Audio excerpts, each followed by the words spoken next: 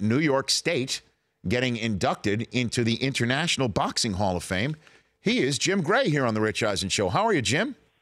I'm doing great, Rich. How you doing? So you have accepted the invitation. You are going to you're going. You are there, right? I am going, yes. And don't understand the thought process of Terrell. Why be bitter and angry? They're honoring you for your excellence and the commitment of excellence that you achieved, and to now go thumb it in your noses because of what you felt was past slights, which is probably true. He was slighted. But it's time to get over that, and you got to be better tomorrow than you were yesterday. And he should take the same step that the Hall of Fame took by inducting him. So I'm sorry to see it. It just it's a wonderful time, an amazing achievement. It's going to be there forever. And the fact that he didn't go when they're immortalizing him for his achievements, it's beyond sad. Well, I don't even really know how to describe it. Well, in terms of what you're got going on there, is there somebody that presents you? I mean, what does the Hall of Fame ceremony look like there for this weekend? Mike Tyson is going to speak a few words in presenting me. I've been associated with Mike for a long time. I love him personally. He was great to me professionally. Did all those interviews from he broke his back to feeding Lennox Lewis his children, ripping his heart out, to ear biting, to you name it. We've been together for a long time, so I'm really honored that Mike is coming back to Canastota. Hadn't been here in quite some time. He's from upstate New York, and he will make the presentation tomorrow. And is it the scripted remarks, Jim? Are these remarks scripted from Mike? Mike, I can't tell you what Mike's going to say. Mike's his own guy, and whatever he has to say and whatever on his mind, I'm sure we'll have plenty of laughs, and it will be loose, free, and easy. So, hey, look, he's Mike Tyson, and in many ways, Rich, being able for me to be able to stand next to him at his greatest times and at his worst times was really, it was quite a ride. I don't even really know how else to explain it. Yeah, I mean, walk me through that, Jim. I imagine somebody got in your ear at some. Well, I guess that's interesting that I would even say something like that. But when they get in your ear and say basically, "Hey, Mike just bit Holifield's ear off. Go and ask him questions." I mean, well, I happened to see it because that was ringside, so I saw it right as it happened, as did Steve Albert and Freddie Pacheco during the fight, and it just became chaos and bedlam after that, and there was a mini riot in the ring, and the state troopers, the Nevada state troopers got into the ring, and Mills Lane was there, and I was interviewing Mills, and the Billy Clubs came out, and then we followed it back into the locker room, and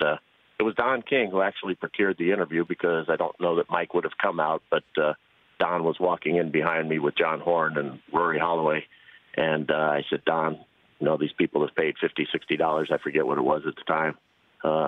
Doesn't Mike Tyson owe them an explanation for what's gone on, and don't you owe an explanation since you're profiteering from this? And he said, you're right, you do, and he went in and got him. So a lot of credit to Don King, because Don wanted to deliver, and he knew that the fans had paid, and so he brought him out, and Tyson answered all the questions. The one thing you can say about Mike, Rich, and you've been around all these athletes for all these years, Mike Tyson takes his own medicine. He doesn't blame anybody else for his actions. When he does something wrong, he comes out and faces the music, and he's accountable. And so few are, and so few do. I find it really quite admirable, and I have tremendous amount of respect for that. And a name that you just mentioned is a fellow inductee, Steve Albert's going into the class for the Hall of Fame with you, Jim Gray, joining us here from Canastota, New York, where he's going to be in the International Boxing Hall of Fame. And then, obviously, let's talk a little bit more about some of the interviews that you've had throughout your career, Jim. Do you regret any of them? Any of the moments that you've had, one specific that you're like, you know what, I'd change that if I took a second shot at it? I don't regret any of them, Rich. I don't have a single regret. Would I do better, and could we all be better on some of the instances that have occurred? And would I change some of them? Yes, of course. Which one? Well, I mean, I think I've done tens of thousands of interviews. I know. If you're asking to point one out, what would I change? I probably would have, everybody talks about the Pete Rose interview, and I think that's what you're hinting at. No, no, Jim, please, I'm not hinting at a single thing, okay. But go for it. Well, I mean, I think I could have been better, and I think that, I could have recognized the circumstance that we were in.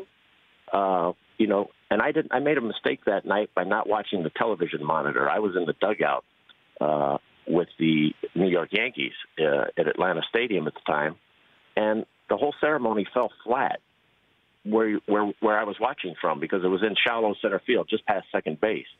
And you couldn't see Brooks Robinson hugging Sandy Koufax and talking to Hank Aaron, and you couldn't hear the melancholy violin music that was being played in the background from where I was. So I wasn't looking at the monitor. So everybody at home was having this feel-good moment of what was going on and thinking, hearkening back to a time that had gone by of all of their heroes. And then we came on with this interview about Pete and gambling. So perhaps if I'd have been watching the monitor, there would have been a different tone. I don't regret any of the questions, and I don't regret anything about it. Pete is accountable for his actions, but the tone may have been a little different if I'd have been watching television as opposed to watching the ceremony. Well, interesting enough, Jim, is I remember what, and then Chad Curtis saying to you on live television, castigating you for your line of questioning with Pete Rose and walking away. I was supposed to interview Chad Curtis after you were done with him for ESPN Radio, and I saw Chad Curtis standing there waiting to go on camera. I think he set you up, Jim, quite frankly. Do you? Of course he did. Of course he did. And, the sad thing for me is that Chad Curtis and his family, that's what he looks back now. His greatest moment ever, were a chance where he could have, really just had something to show everybody associated with him forever. And he's wasting it on trying to besmirch me and castigate me for something that had gone on 48 hours before. So your greatest moment in your life, he chose to handle it that way. Look, it looks like to me, Chad Curtis, and I take no joy in saying this, has made a lot of bad decisions. That was one of them. Jim Gray, Boxing Hall of Fame inductee here on the Rich Eisen Show. And now you are front and center with so much going on with Tom Brady, Jim, since you interview him on Westwood One every single Monday night. And then the most recent moment where you asked him about his relationship in New England, and he pleaded the fifth. What do you think Tom was pleading the fifth on a few weeks ago? Well, I just think after 18 years of anything, okay, 18 years of marriage, 18 years of success, 18 years with a business partner, a coach, or anything, when you've had all of the success that they've had, and you've also had disappointments, they've lost 3 Super Bowls, it's not always easy. And getting to those points causes a lot of hard work and dedication, and it also brings out a lot of emotions. So Tom also said in that interview, he said, look, the people that I work for are trying to bring out the best in me, and this is the way that they go about it because they think that this brings out the best in me. So, and look, it has. He was the MVP last year, and Bill Belichick has been to 8 Super Bowls with Tom Brady. Okay, so something there has gone very, very right. Does that mean that there aren't quirks and flaws and pitfalls and potholes in this entire process, and that they probably don't get on each other's nerves from time to time? I'm sure they do. We don't get to see all of that. So, look, all of us, you've had bosses at ESPN and the NFL Network, and I have. And you've how many Emmys have you won? 0, Jim. 0. Damn it. 0. Oh, I'm sorry. I didn't know that. But no. You also don't know that you're being fonted on my television screen as 11-time Emmy Award winner. So keep spiking the football on me, unbeknownst to you, Jim. Keep going. Keep going. I'm sorry about that. I'm not seeing that. I know I'm right that. Now looking at Leon Spinks in front of me. But anyway. Fantastic.